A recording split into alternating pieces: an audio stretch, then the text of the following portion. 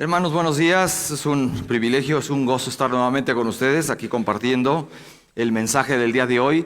Y este día, esta mañana, voy a compartir un mensaje muy diferente a lo que he acostumbrado. Es un mensaje bastante distinto en el estilo y todo, es más temático.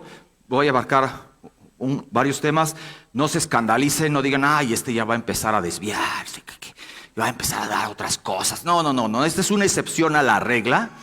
Así que, ¿por qué creen? Gracias. Es 15 de septiembre. Entonces vamos a dar un repaso de la historia de la independencia de México. Por eso, esa es una excepción a la regla. Y después voy a seguir dando mensajes de manera expositiva, hermanos. Esa es solamente una excepción. Y bueno, el mensaje del día de hoy se llama A libertad fuimos llamados. Así que estamos en fechas patrias. Y quiero recordarles, hermanos, un poco de la biografía de los grandes héroes que contribuyeron a la independencia de México. Algunos de ustedes saben parte de la historia, otros no saben, no importa, de todas maneras aquí les vamos a dar un repaso de qué es lo que pasó en este país. Pues estamos viviendo en este país, tenemos que saber algo, ¿no? De su historia. ¿Qué es lo que sucedió en México a principios del siglo XIX? Este lugar se llamaba Nueva España, ¿sabían? Nueva España, que es hoy México, estaba bajo el dominio colonial español. Eso era lo que estaba pasando a principios del siglo XIX, o sea, en 1800. Hubo desigualdades sociales y habían abusos del sistema colonial, y la aspiración de la libertad llevaron a un creciente descontento entre la población.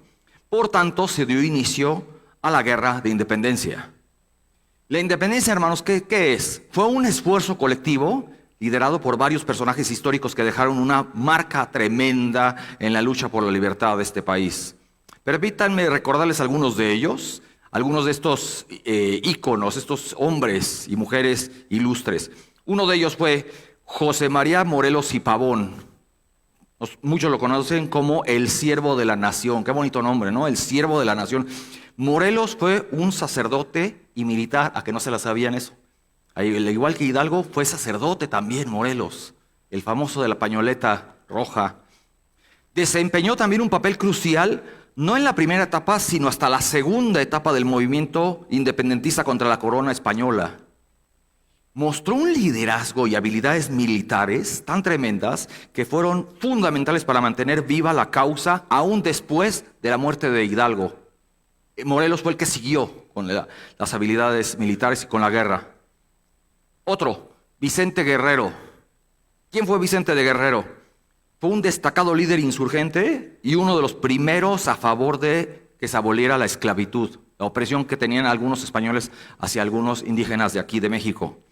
Su legado se mantiene como un símbolo de la lucha por la igualdad y la justicia. Vicente Guerrero luchó valientemente en la guerra de independencia y se convirtió en presidente de México. En 1829. Ojo, hermanos, no lo confundan con Guadalupe Victoria. A Victoria lo conocemos por ser el primer presidente de México, pero no estuvo en los eventos de la independencia que estamos marcando. Él fue mucho antes. Otro, Agustín de Iturbide. Agustín de Iturbide. ¿Quién fue él? Fue el líder del ejército trigarante. ¿Qué es trigarante? O sea, el ejército de las tres garantías. Nos quedamos igual, ¿verdad? El ejército de las tres garantías fue un líder, Agustín de Iturbide, y finalmente logró la independencia en 1821. Y más tarde se convirtió en el primer emperador de México. ¿Ustedes creen? Agustín de Iturbide fue el primer emperador de México.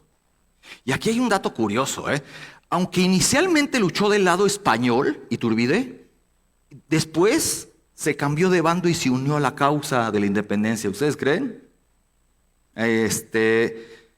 Agustín de Iturbide inicialmente luchó del lado español, pero voluntariamente se cambió de bando y se unió a México. Y pues él fue uno de los grandes héroes de la independencia. ¿Quién más? Leona Vicario. ¿Quién fue Leona Vicario? No fue una líder militar, obviamente, pero Leona Vicario desempeñó un papel vital como espía y propagandista. Se oye así medio corrupto eso, pero este tipo de mensajeros ayudaron a que no tomara España a México por sorpresa. Leona Vicario contribuyó a la causa a través de su valiente trabajo de hacerlo todo de manera sigilosa, la difusión de las ideas revolucionarias. ¿Quién más tenemos? Ignacio Allende, famoso Ignacio Allende, fue un militar y líder insurgente. Y junto con Hidalgo encabezó el inicio de la lucha armada en Dolores, en el famoso lugar de Dolores. Tuvo un sacrificio y un coraje, Allende, que inspiraron a muchos otros a unirse a la causa de la independencia. Es de esos líderes que uno termina admirando, ¿no? No nomás da órdenes, sino que él mismo da el punch. O sea, avanza por delante y ¿qué dice? Síganme los buenos. Ah, no, eso lo dijo otro. Pero Ignacio Allende es de esas, era de ellos que primero se ponía de pie, avanzaba y motivaba a otros a seguirle. ¿Quién más? Tenemos a Josefa Ortiz de Domínguez, mejor conocida como ¿qué? La Corregidora. Aquí hay muchas hermanas, que así se les podrían apodarse, la Corregidora. Bueno, pues hermanos, ¿quién fue Josefa Ortiz? Desempeñó un papel fundamental en la conspiración de Querétaro. Fue ella quien alertó a los conspiradores sobre una posible traición por parte de las autoridades españolas. Hay veces que es bueno, ¿no? Adelantarse a los hechos y correr la noticia. Y gracias a la advertencia de Josefa, los líderes independentistas pudieron adelantar la fecha del levantamiento y comenzar la lucha por la libertad. Eso contribuyó la Corregidora. Y por supuesto, hermanos, por sobre todos ellos, no podía faltar el más famoso. ¿Quién fue? Don Miguel Hidalgo y Costilla. Figura crucial en la historia de México y líder fundamental en la lucha por la independencia. Permítame compartirles algunos detalles sobre su juventud y su impacto en la historia. Y nació el 8 de mayo de 1753, en la hacienda de Corralejo, cerca de Guanajuato, México. Provenía de una familia respetada y bien posicionada de origen español. Qué ironía, ¿no? Hidalgo siendo de origen español. Al igual que su hermano Joaquín, tuvo un hermano llamado Joaquín, al igual que su hermano se dedicó a la carrera sacerdotal, fue sacerdote católico. Estudió en el colegio de San Nicolás en Valladolid, hoy lo que es el estado de Morelia, donde destacó por su meticulosidad en los estudios. Ignoro si haya leído la palabra de Dios, ojalá que sí. En su formación haya colado alguna Biblia y la haya leído, solo Dios sabe, ¿no? Hidalgo es conocido como el padre de la patria en México. Inició la primera etapa de la Guerra de Independencia con el famoso Grito de Dolores. ¿Qué día fue que lo dio el grito? Un 16 de septiembre, pero de 1810. Y cuando dio el grito, Hidalgo en ese momento tenía 57 años de edad. 57 años de edad. En las pinturas, ¿cómo lo ponen? Bien canosito, ¿no? No sé si a los 57 años uno tiene ya tanta cana, tan blanco, pero bueno, estos ya son los pintores. No sabemos cómo era él realmente, pero tenía en ese momento 57 años y llamó a la rebelión contra el dominio español. Hidalgo, ¿qué hizo también? Dirigió militar y políticamente el movimiento de independencia, aunque también sufrió derrotas. No podemos pintar a todos los líderes perfectos. También sufrió derrotas el hombre y finalmente fue capturado, por desgracia, en 1811. Un año después, tenía 58 años. Después de casi 6 meses de iniciada la revuelta, fue juzgado y fusilado el 30 de julio de 1811 en Chihuahua. Después de esto, ¿qué pasó? La lucha armada comenzó y continuó durante 11 años más con las habilidades militares de Morelos, como les había comentado. En fin, Miguel Hidalgo Costilla dejó una huella imborrable en la historia de México, luchando por la libertad y la independencia. ¿Y cuándo fue el fin de esta guerra? Les dije que duró 11 años más. Finalmente terminó todo el 27 de septiembre de 1821. Aquí el ejército trigarante entró triunfalmente a la Ciudad de México. Se firmaron los tratados de Córdoba, reconociendo la independencia de México. ¿Y cuáles fueron las consecuencias de todo esto? Bueno, México que se convirtió por fin en una nación independiente, humana y generosa. ¿Qué sigue el dichito? A la que entregamos nuestra existencia. Pero bueno, el chiste es que México se convirtió en una nación independiente. Se formó el primer imperio mexicano con Agustín de Iturbide como emperador, ya se los había mencionado, con Agustín como emperador, aunque su reinado fue breve, Fue muy, muy breve el reinado de Agustín, pero bueno, qué interesante, ¿no? Que haya tenido México un emperador. En resumen, la independencia de México fue un proceso de valentía, de sacrificio y de determinación. Hermanos, los héroes y heroínas de esa época hicieron de México lo que es hoy. Lo que es hoy. Dejaron una huella imborrable en la historia que sigue siendo recordada con admiración y un legado que aún inspira a generaciones, ¿no? Sin ellos, México no sería lo mismo, no sería igual. Y bueno, aunque le tenemos un profundo reconocimiento y respeto a estos héroes de la patria, los creyentes tenemos algo aún más grande que celebrar en nuestras vidas, que es nada menos que ¿qué? ¿Libertad de qué tipo? Libertad espiritual, ¿no es cierto? La libertad que Cristo nos ha dado. ¿Libertad de qué? ¿Libertad de qué? Bueno, vamos a verlo. Las Escrituras contienen varios versículos que hablan sobre la libertad y es un tema profundamente significativo en las Escrituras, hermanos. Así que vamos a repasar algunos de estos versos bíblicos, preciosos versos bíblicos que nos remarcan este tema. Así que veremos 5 versos el día de hoy. Si tienen alguna libretita con que anotar, no tenemos boletín esta vez, pero si tienen alguna libretita, anoten los 5 versos. El primero es Salmo 119, 45. Salmo 119, 45. Salmo 119, 45. El siguiente sería Juan 8:36. Juan 8, verso 36. Juan 8:36. Ahorita lo estoy dictando pausadamente, pero me voy a ir de volada. Juan 8:36. Siguiente pasaje, 2 Corintios 3:17. Segunda de Corintios 3:17.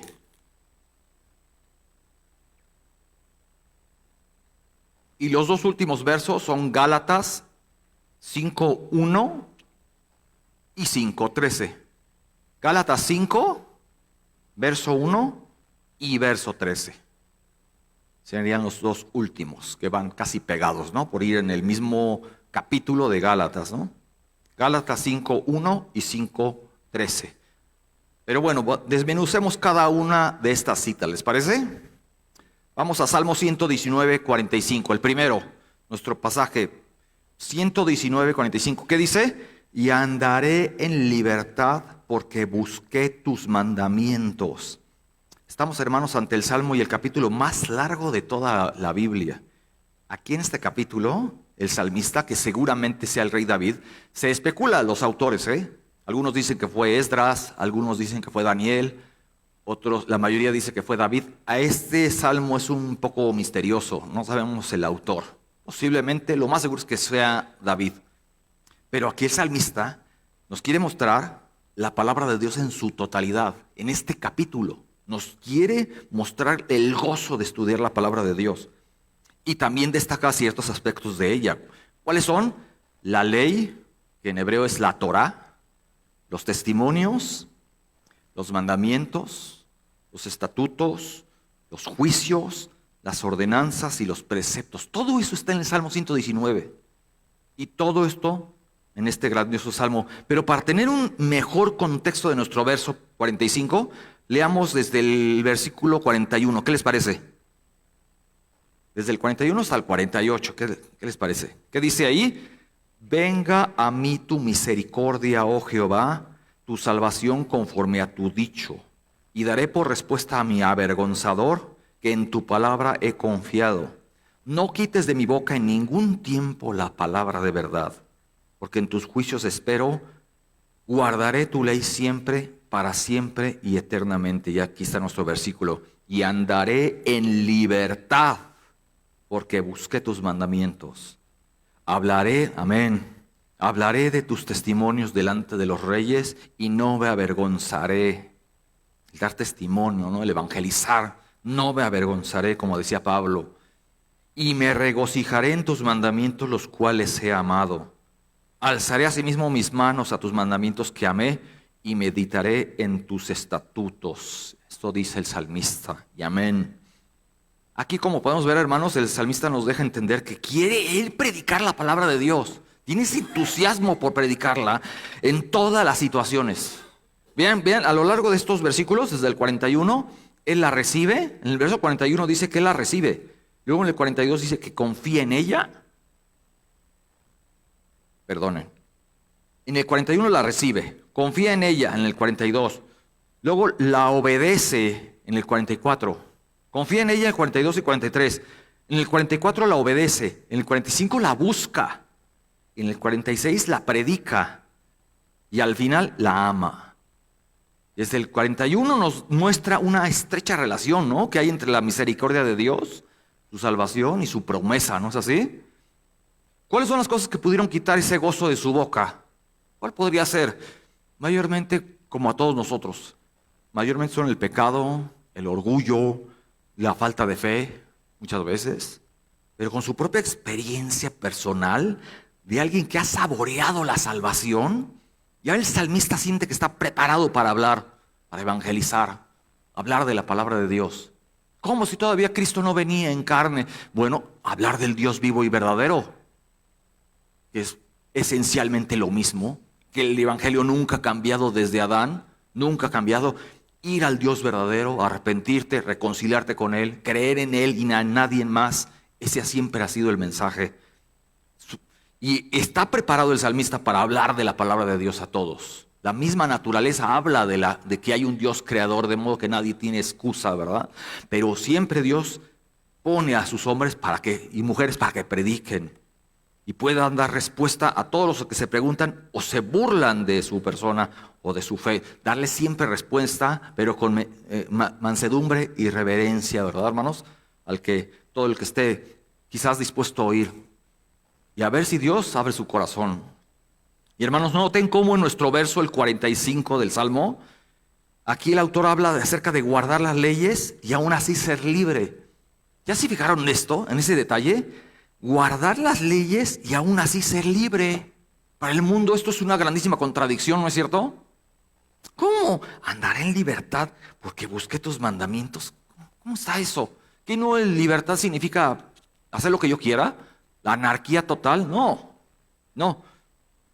Con su firme propósito de guardar y obedecer la ley y con la libertad que esto le da, tendrá el coraje, el salmista tendrá el coraje de hablar aún a personas importantes, hasta los de mayor renombre.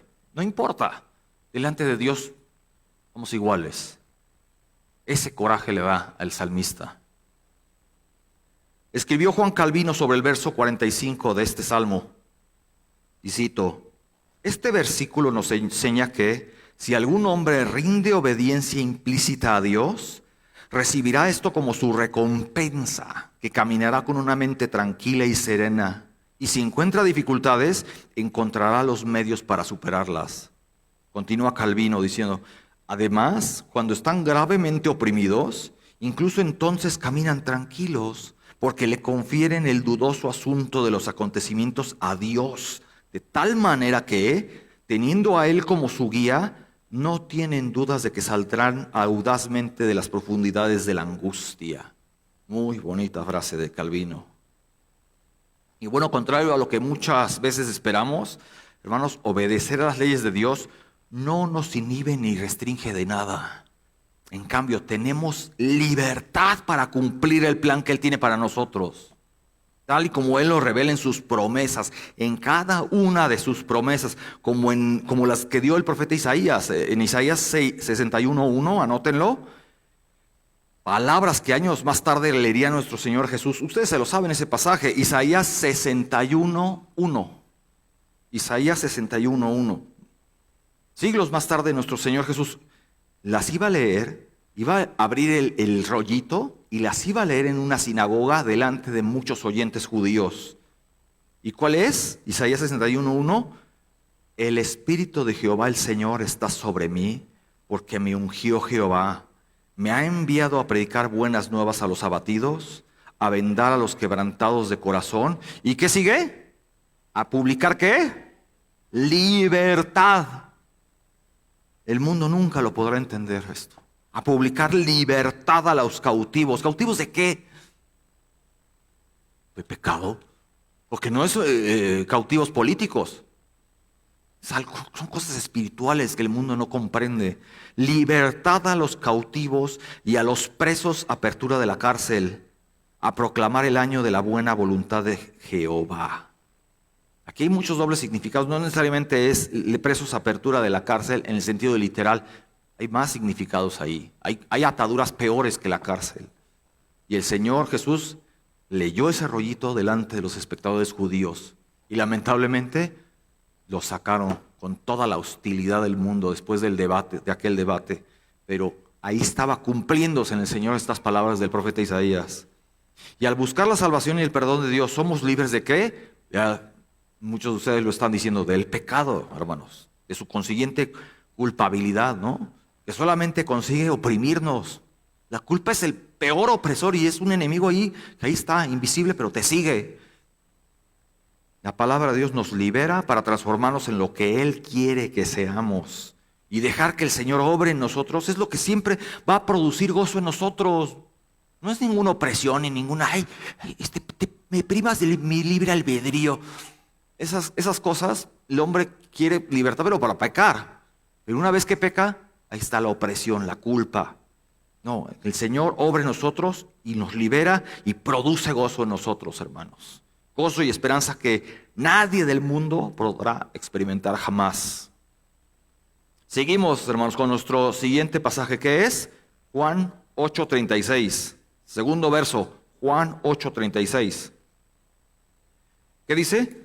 Así que si el Hijo os libertare, seréis verdaderamente libres. Aquí un poquito de contexto. Aquí nuestro Señor Jesucristo está debatiendo una vez más y corrigiendo el curso del pensamiento de los espectadores judíos, ¿no? Todos los que lo estaban oyendo. Y estaba aclarando que nunca se refirió a una esclavitud política, como acabo de decirlo. Nunca se refirió a eso, sino una peor. ¿Y cuál era? Esclavitud del pecado, de muchas otras cosas, de la ley, de la opresión, de tantas cosas internas, espirituales. El comentarista Hobby escribe esto: el peor tirano que uno puede servir es su propio corazón egoísta. El peor tirano que uno puede servir es su propio corazón egoísta. Leamos desde el verso 31, ¿les parece? Juan 8:31. Dijo entonces Jesús a los judíos que habían creído en él: si vosotros permaneciereis en mi palabra, seréis verdaderamente mis discípulos y conoceréis la verdad. ¿Y la verdad qué? Libres. Y le respondieron, qué respuesta de ellos, ¿no? Linaje de Abraham somos y jamás hemos sido esclavos de nadie. ¿Cómo dices tú seréis libres? Por cierto, esto que están diciendo aquí los judíos es una mentira. Física y literalmente hablando, los israelitas fueron esclavos ¿de quiénes? Primero de los egipcios, siglos después de los babilonios, después de los medo-persas, luego de Grecia, luego de Siria, y en esos momentos que estaba el debate, estaban sometidos ellos mismos bajo el régimen del gobierno romano. Así que ¿cómo que no hemos sido esclavos de nadie? ¿Cómo de veras los líderes religiosos no eran capaces de entender, pero porque no querían escuchar? El orgullo ahí, ¿verdad? Verso 34, Jesús le respondió: de cierto os digo, que todo aquel que hace pecado, esclavo es del pecado. Vean cómo el Señor va hacia el fondo, hacia lo más profundo de nuestro corazón. La práctica del pecado es la manifestación de la esclavitud. La palabra esclavo, por cierto, se traduce el griego doulos, ustedes lo saben, ¿no? Doulos, que se refiere a uno que pertenece a otro sin ningún derecho personal. Doulos es el esclavo de nivel más bajo. Dice aquí el hermano MacArthur, el pastor MacArthur, dice: a pesar de su orgullo y sus pretensiones de libertad en su superioridad moral, Los judíos eran realmente esclavos del pecado, pues el que es vencido por alguno es hecho esclavo del que lo venció, así tal como lo escribió Pedro. El pecado, dice MacArthur, el pecado como un capataz cruel controla cada aspecto de la vida del incrédulo, esclaviza a la persona a concupiscencias y deleites diversos y en prisiones de maldad. Aunque estos judíos creían que la religión y la relación con Abraham los unía con Dios, Jesús señaló que no tenían relación alguna con Dios. Como esclavos del pecado y engañados por éste, necesitaban desesperadamente liberarse de su atadura espiritual. ¿Y quién era el único que podía liberarlos? El que estaba frente a ellos. Es interesante que el apóstol Pablo emplea este término, doulos, ¿no? Al escribir su relación con Cristo. Pero qué enfoque, cómo da el giro, ¿no? Totalmente. Ahí en Romanos 1, Filipenses 1, Tito 1, ahí cómo empieza Pablo, cuando firma sus cartas, siempre da sus credenciales hasta el principio de sus cartas, ¿no? Y dice, Pablo, apóstol de Jesucristo, es siervo de Jesucristo. En las traducciones de la Biblia siempre dice siervo, pero en el original es doulos, ¿sabían? Doulos, esclavo de Jesucristo. Una verdad profunda, hermanos, cuando decimos que todos son esclavos de algún señor, o de Satanás o de Cristo. El gran Aurelio Agustín decía esto, y cito, el esclavo que pertenece a otra persona puede en algún caso escaparse de su dueño, pero para el esclavo del pecado no hay esperanza de eludir a su dueño, porque reside adentro y le acompaña donde quiera que vaya. Más glorificamos a Dios, ¿verdad? De esta libertad. ¿Qué dice el verso 35? El Señor les dice, y el esclavo no queda en la casa para siempre, el hijo sí queda para siempre. Aquí, ¿qué está queriendo decir el Señor con esto? Bueno, como muchos de ustedes saben, la compra y venta de esclavos era una práctica común en aquellos años, ¿no?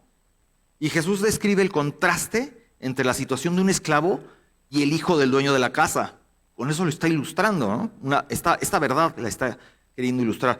Estando en la casa, el hijo tiene acceso al papá y puede influir en sus decisiones, aún de librar a uno de sus esclavos. Pero el esclavo no puede. Esa es la diferencia entre el hijo y el esclavo. Por tanto, Jesús prosigue a remarcar estas gloriosas palabras en el verso 36. Al que vamos, el que nos toca. Así que, si el hijo os libertare, porque el Hijo ante el Padre tiene la potestad de hacerlo. Si el Hijo os libertare, seréis verdaderamente libres. Cristo mismo es la verdad que nos liberta, hermanos.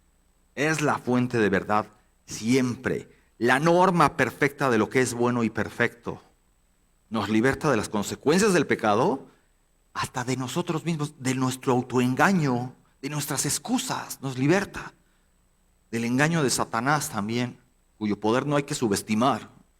Como escribió Pablo en Romanos 8, del 1 al 2, si quieren anótenlo, Romanos 8, del 1 al 2, ¿qué dijo Pablo? Ahora pues, ninguna condenación hay para los que, ¿qué? Están en Cristo Jesús.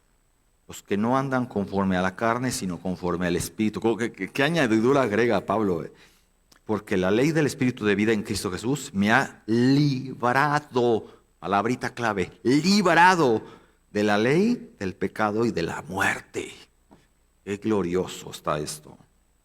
Cómo el Señor nos muestra claramente el camino de la vida eterna con Dios.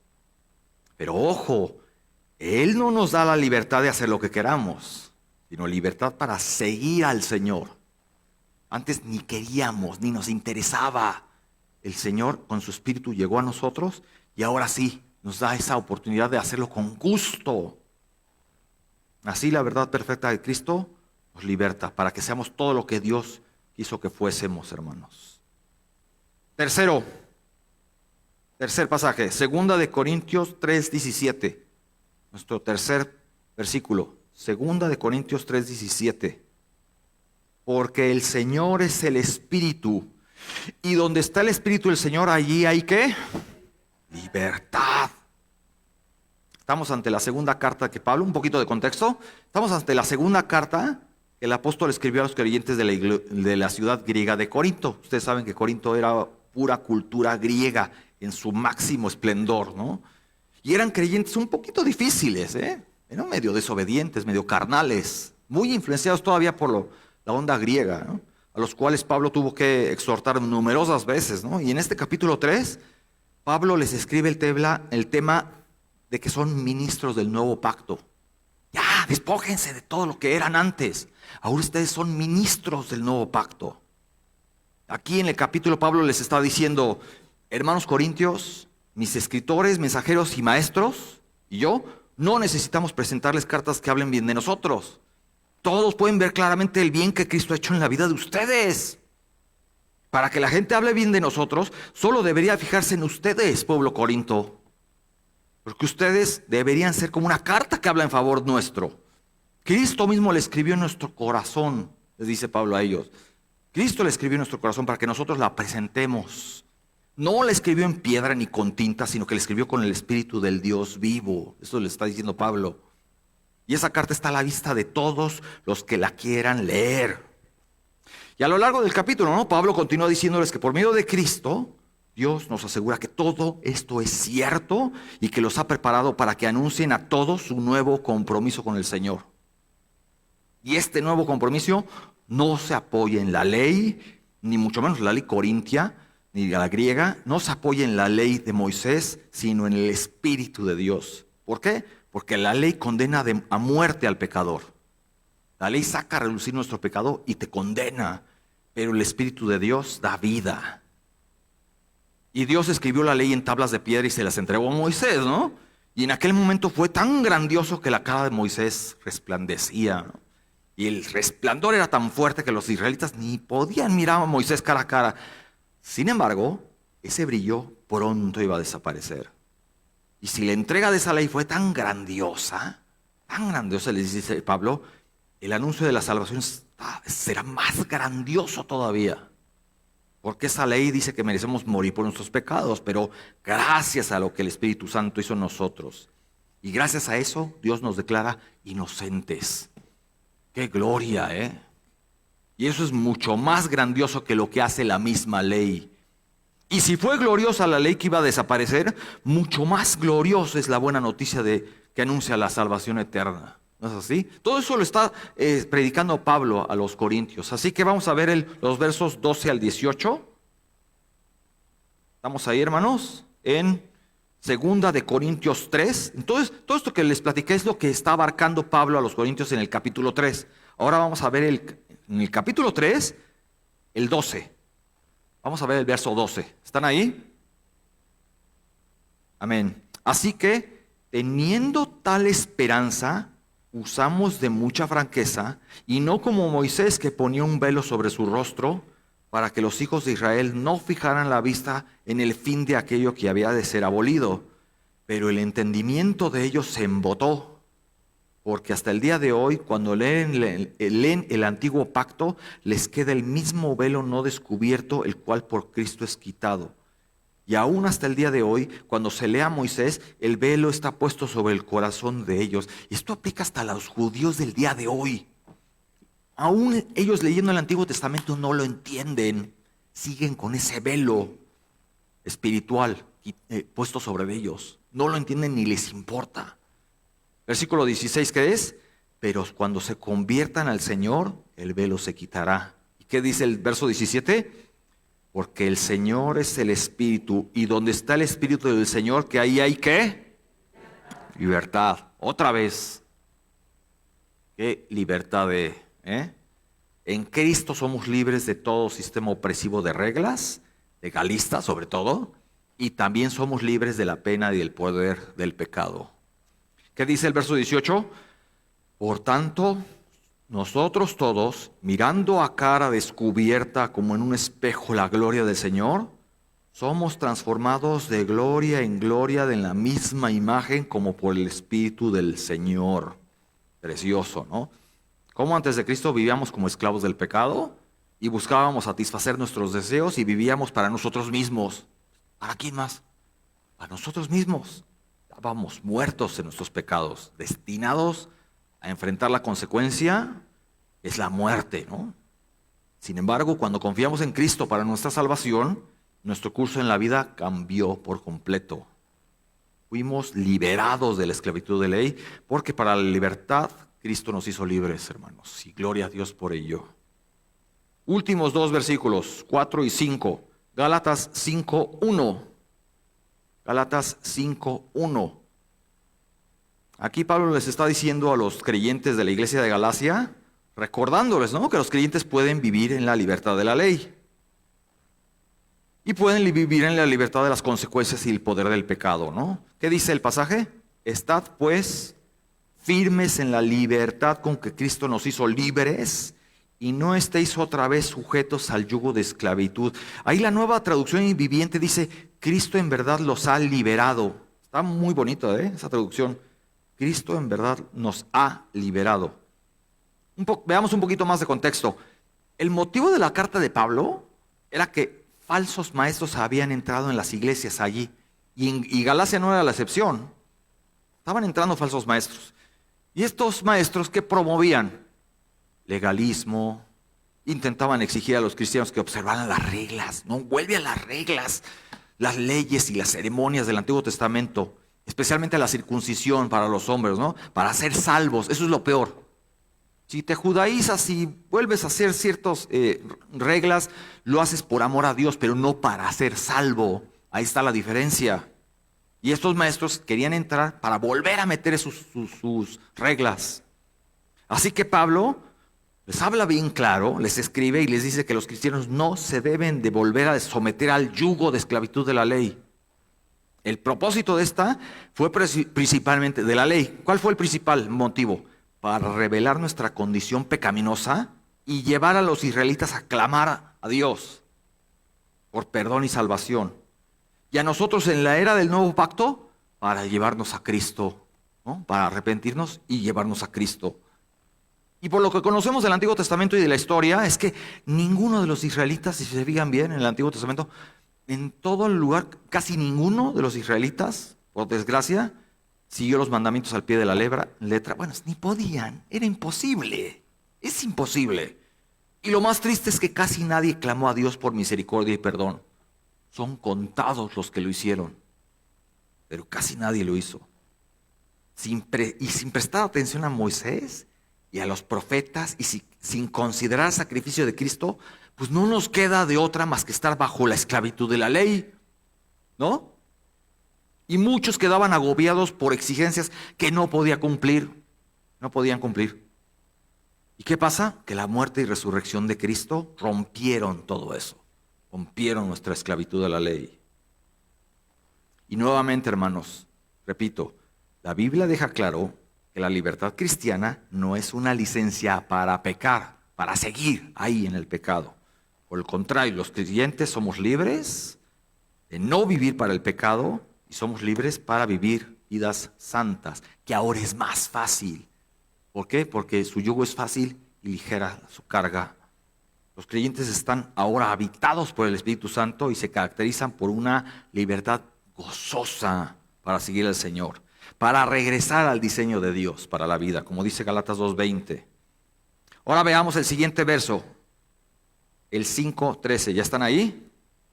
Que es de hecho uno de los versos que leyeron con nuestro hermano Geli al principio de este servicio, y luego los versículos siguientes. Pero curiosamente el primer versículo que leímos en el día de hoy va a ser el último que vamos a leer. 5:13, ¿qué dice? Porque vosotros, hermanos, ¿a qué? A libertad fuisteis llamados, solamente que no uséis la libertad como ¿qué? Pretexto, como ocasión para dar rienda suelta a la carne. No sé qué versión estoy leyendo. Como pretexto para dar rienda suelta a la carne, sino servíos por amor los unos a los otros. Vean qué mandato da Pablo. Para esta libertad nos hizo libres Cristo, para vivir en relación con Dios y con los demás. Y lo digo yo, que soy medio antisocial. Nos llamó para vivirnos al Señor y a los demás. Como Él lo planeó, toda esta libertad, como Él la planeó originalmente desde el Edén. Esa libertad de seguir al Señor, sin obstáculos, sin el pecado que tanto atrofia y no nos deja avanzar. Los creyentes son libres de vivir una vida abundante, como dice Juan 10:10. Y se nos ha dado todo lo que necesitamos para vivir piadosamente. Anoten 2 de Pedro 1, y acompáñenme a ese pasaje, segunda de Pedro 1 del 3 al 4. Vean lo que nos dice el apóstol Pedro, preciosas palabras, ¿eh? Se nos ha dado todo lo que necesitamos con el Espíritu Santo para vivir así. ¿Qué dice Pedro? Segunda de Pedro 1, del 3 al 4. ¿Qué dice? Como todas las cosas que pertenecen a la vida y a la piedad nos han sido dadas. Ay, Señor, no lo tengo. ¿Cómo que no lo tienes? Ay, dame más de ti. Te ha sido dado. Como todas las cosas que pertenecen a la vida y a la piedad nos han sido dadas. ¿Por qué? Si divino poder, ¿qué más quieres? Mediante el conocimiento de aquel que nos llamó por su gloria y excelencia, ha sido más glorioso, ¿no? Por medio de las cuales nos ha dado preciosas y grandísimas promesas. ¿Y Dios cumple sus promesas, sí o no? ¿Dios rompe su palabra? ¿Es mentiroso? Para nada. Nos ha dado preciosas y grandísimas promesas, para que por ellas, ¿qué hagamos? Llegaseis a ser participantes de la naturaleza divina. ¡Qué privilegio! Habiendo huido, ¿de qué? Del gobierno de Roma, del gobierno de Morena.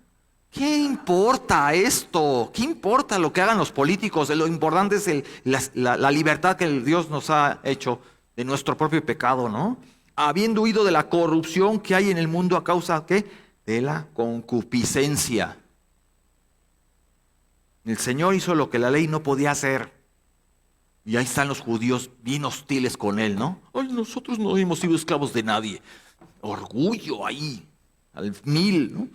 Nos liberó de la pena y poder del pecado. Y ahora los que tenemos esta libertad, podemos vivir según los caminos de Dios y amar a los demás con el poder del Espíritu. Y lo digo yo, que soy bien sacatón y me quiero esconder y resguardarme como topo. Amar a los demás, entregarnos a los demás con el poder del Espíritu, solamente con el poder de su Espíritu. Todo esto según Gálatas 5, del 13 al 26, todo este pasaje que leyeron hasta el principio del servicio. ¿No? Qué precioso. En fin, recapitulando, hermanos. Salmo 119, 45. Y andaré en libertad porque busqué tus mandamientos. Este pasaje muestra que la verdadera libertad se encuentra en obedecer los mandatos de Dios. Parece una contradicción, ¿no? Pero no lo es. Juan 8, 36. Así que si el Hijo os libertare, seréis verdaderamente libres. Aquí nos recuerda que la libertad verdadera proviene de Cristo y su obra redentora.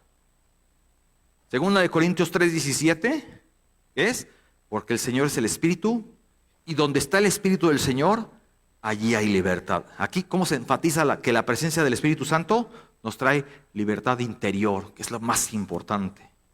¿Cuánta persona está sufriendo agonía, hasta psicosis, ¿no? Se suicidan. ¿Por qué? Por la culpa que no la pueden, no sigue ahí y no la pueden dejar. Es un enemigo que los está persiguiendo. Pero ellos mismos no buscan al Señor nunca. El orgullo sigue ahí, ¿no?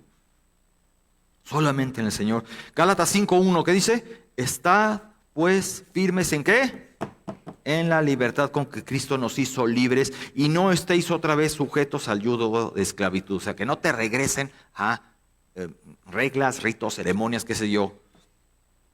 Este versículo nos anima a mantenernos firmes en la libertad que Cristo nos otorgó y no volver a la esclavitud del pecado tampoco.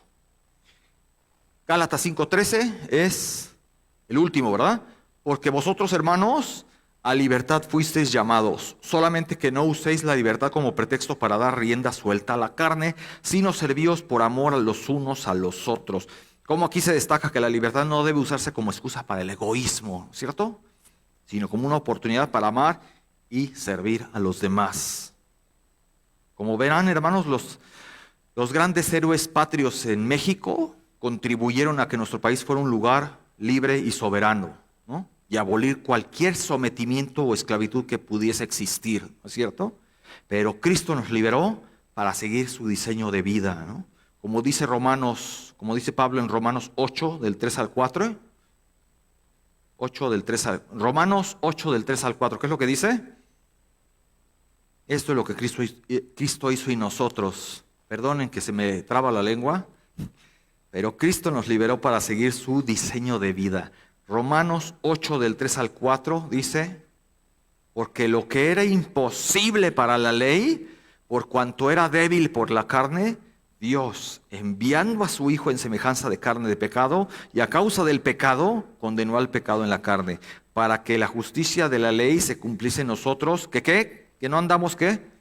No andamos conforme a la carne, sino conforme al Espíritu. Se podría decir que los creyentes podemos dar nuestro propio grito de independencia, por así decirlo, ¿no?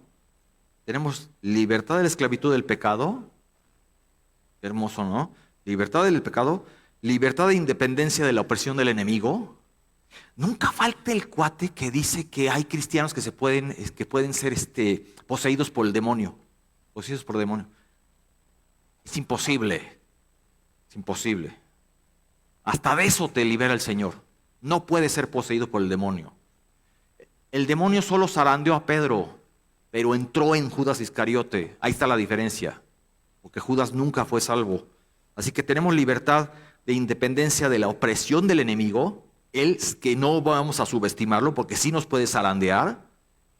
Libertad de la incertidumbre eterna. ¿Cuánta gente está que no sabe nada con su vida ni de su futuro? Pero tampoco claman a Dios, nunca. Le da libertad de la incertidumbre eterna y libertad del diablo sobre nosotros. Y sobre todo, como mencioné anteriormente, libertad para volver al estado original. Libertad para volver al estado original diseñado por el Señor para Adán y Eva. ¿Saben? Los cuales fueron, ¿cuál fue el diseño original de Dios para ellos? 2, el objetivo, y que en esto resumimos lo que es el significado del hombre. ¿Cuál es el sentido de la vida? ¿Cuál es? Glorificar a Dios por siempre y regocijarnos en ello. Una cosa trae a la otra, inevitablemente, glorificar a Dios. Ese es el propósito del hombre, el cual el hombre se desvió. Glorificar al hombre y regocijarse en ello. Oremos y demos gracias a Dios por ello, ¿no, hermanos? Bendito Señor, te damos las gracias por la libertad a los que fuimos llamados. Gracias por la libertad que nos diste en tu palabra, Señor, que podemos dar nuestro grito de independencia. Y gracias por los grandes héroes patrios, ¿por qué no? No podemos subestimar su esfuerzo y valentía para construir a México en el país que es, Señor. Y que pues no es un país perfecto, como en todo hay pecado, hay corrupción, pero tú nos pusiste aquí para hacer luz, para ser la sal de este mundo, Señor. Si estamos aquí en este país del que nos quejamos tanto, pues lo menos que podemos hacer es ser luz y evangelizar a los demás, testificarles, invitarlos a la iglesia, ¿por qué no? Llamarlos a que se reconcilien con Dios, como dice el apóstol Pablo, reconcíliense con Dios y Él hará la obra. Señor, gracias, bendito Padre, por esta libertad que tenemos tan hermosa e indescriptible que el mundo jamás podrá saborear, a menos que baje la cabeza y clame a ti. Bendito Señor, gracias. En el nombre de Cristo Jesús, amén.